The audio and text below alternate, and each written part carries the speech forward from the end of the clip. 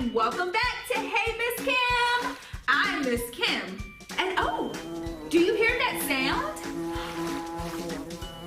There's another one. Those sounds make me think of a brand new season. Do you know what season we're in? Springtime! That's right! You can probably tell by the pictures on my shirt. We are in a brand new season of spring. Bees are buzzing, kids are blow dandelion fuzz. Ha! I could sing all day. But I won't tell you everything we're gonna do today because I want you to stay put and find out all the springtime activities that I'm gonna share with you. So grab a comfy seat and let's hop on in. Many things change in the spring. We get to see butterflies fluttering by. We get to smell the sweet scent of pollen swirling through the air. And we see flowers bloom, and there's so many different kinds. For our book today, join me and one of my favorite authors, Lois Ellert, as we read a book about how flowers grow, and we'll get to name some of these colorful creations as we go along. We love to read! Planting a Rainbow by Lois Ellert. Every year, Mom and I plant a rainbow. In the fall, we buy some bulbs and plant them in the ground. There's orange tiger lily bulbs, red tulip bulbs, orange tulip bulbs, yellow daffodil bulb, blue hyacinth bulb, a purple crocus corm, and a purple bearded iris rhizome. Wow! We order seeds from catalogs and wait all winter long. Some of the seeds we order are phlox, morning glory, zinnia, aster, cornflowers, marigold, and daisies. For spring to warm the soil and sprout the bulbs. Wow, look at all the changes. Then it's time to go to the garden center to select some seedlings. We've got rose, poppy, delphinium, violet, pansy, fern, and carnation. We sow the seeds and set out the plants in soil. And watch the rainbow grow and grow and grow. We have some red flowers, tulips, carnations, roses, and orange flowers, tulips, zinnia, tiger lily, poppy, and some yellow blooms, daisy, marigold, daffodils. We grow something green, ferns, and some blue flowers, morning glories, delphinium, hyacinth, cornflowers, and some purple flowers too. Crocus, phlox, iris, violets, asters, pansy. All summer long, we pick them and bring them home. And when summer is over, we know we can grow our rainbow again next year. And Learning about all those different flowers got me curious. Curious to know what parts are actually a part of a flower. I have a flower here. It's one of my favorite flowers. It's called a lily, which you might have seen in the book. And I want you to join me as we identify the different parts of this flower. Dissecting flowers are really great ways to learn about the different parts, and it's a great way for you to see all of what flowers have on them. So if you want, grab a flower. You can grab a paper plate or a piece of cardboard so that you can write the different parts of a flower as you take them apart. The first part we're going to talk about is the petal. The petal is usually very bright, and this is used to attract insects like bumblebees.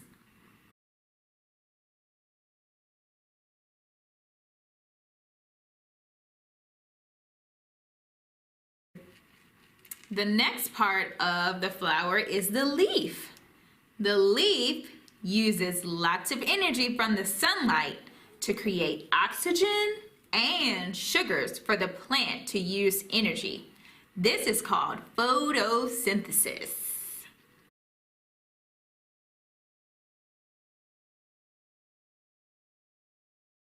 The stem moves water and nutrients from the soil to the rest of the plant. And the stem supports the leaves and flowers, which helps them be raised above the ground to be in the light. Here's this flower stem right here. The last part of our flower is the pollen. Pollen is a fine, powdery substance that bumblebees like to move across many other flowers so that they can grow.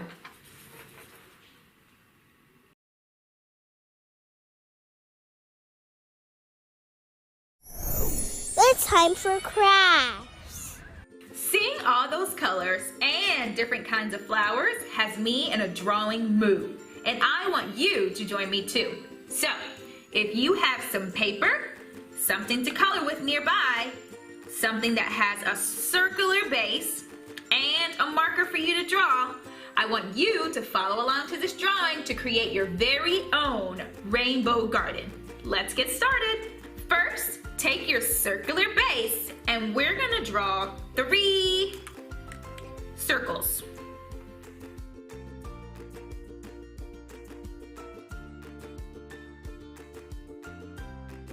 Perfect. We're all done with our base, so you can set that to the side.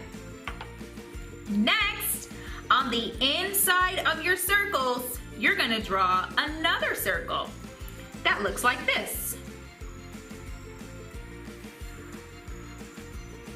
And you're gonna do that for all 3 of your circles. Now, I want you to remember, this does not have to be perfect. I want you to show your creativity and do the best you can. Kind of looks like a donut circle. For our next step, we are going to add some decoration to the center. Now, this can be anything that you want it to be. It can be lines, it can be initials, dots, whatever you want to create. You're gonna put this on the inside of your second circle.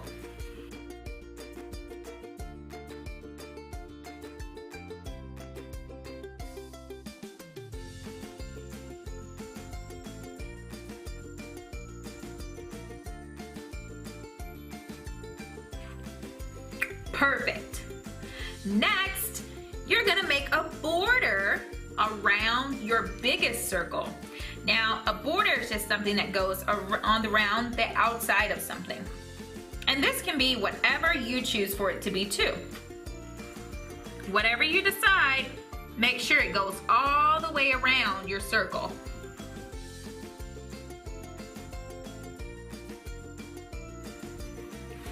Perfect. For our next step, what's something that's missing from our flowers? A stem. That's right, a stem. Now, flowers have many different sizes and swirls of stems, so you can create those any way you like. I'm going to do a long stem here, a swirly stem here, and I'll do another long stem on this side. Whatever you choose, just make sure it goes down to the bottom of your paper. One last thing we need to add, and that's the leaves. Once you add your leaves and your stems, you're all done. And now you're ready to create your rainbow garden.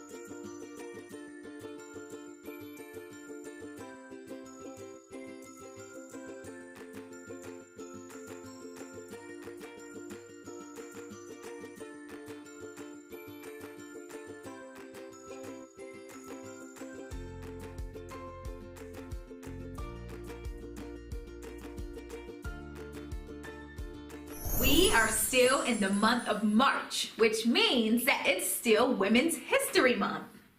Join me as we talk about two superpower women who help defend the planet and protect their environment.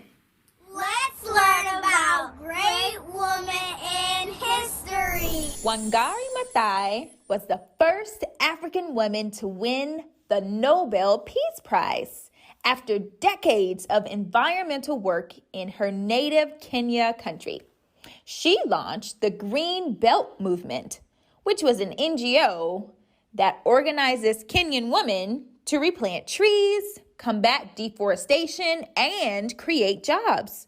The organization wrote that members have planted more than 51 million trees since 1977. Wow, that's a lot. Maathai regularly fought against the Kenyan government, including a major effort to prevent the construction of a skyscraper in the middle of a Nairobi park. She put herself in harm's way and was not treated very nicely by policemen while protesting. We remember Wangari Maathai as a female environmentalist who helped plant more trees and protect her community and her environment. Ladybird Johnson. She was a former First Lady of the United States who is responsible for many environmental efforts during her husband's presidency. She was most notably the Highway Beautification Act of 1965 that led to the wildflowers and greenery that are now planted on the side of American roadways. The act is still known as the Ladybird's Bill. In 1968, Lyndon Johnson presented her with a plaque which said, "She has inspired me and millions of Americans to try to preserve our land and beautify our nation." She was awarded the Presidential Medal of Freedom and the Congressional Gold Medal and is remembered as one of the most influential First Ladies in history. And now a minute for our parents. Hi parents, and welcome back to another minute just for you. Now, at the beginning of the year, we set out some goals, and it's about to be the end of the first quarter of a new year. So, have you met those goals? Have you held yourself accountable for the things that you said you were going to accomplish and things that you set out to do? Well, if you haven't, it's no worries. It happens to the best of us. But now that it's springtime, we're entering into a new beginning. And this is a chance for you to reevaluate those same things that you told yourself at the beginning of the year. This is a time to set out those goals, reach back into them, and hold yourself accountable. Springtime is the beginning of new, so make this a new season for you and a new beginning to jump back into what you set out to do. And that's A Minute with Parents. Thank you for joining me today on Hey Miss Kim. Remember, we are in a new season of spring, and I want you to try some of those activities at home. Watch flowers bloom in your spaces, see what new animals you can find outside, and I'll see you next week. Thanks for joining me.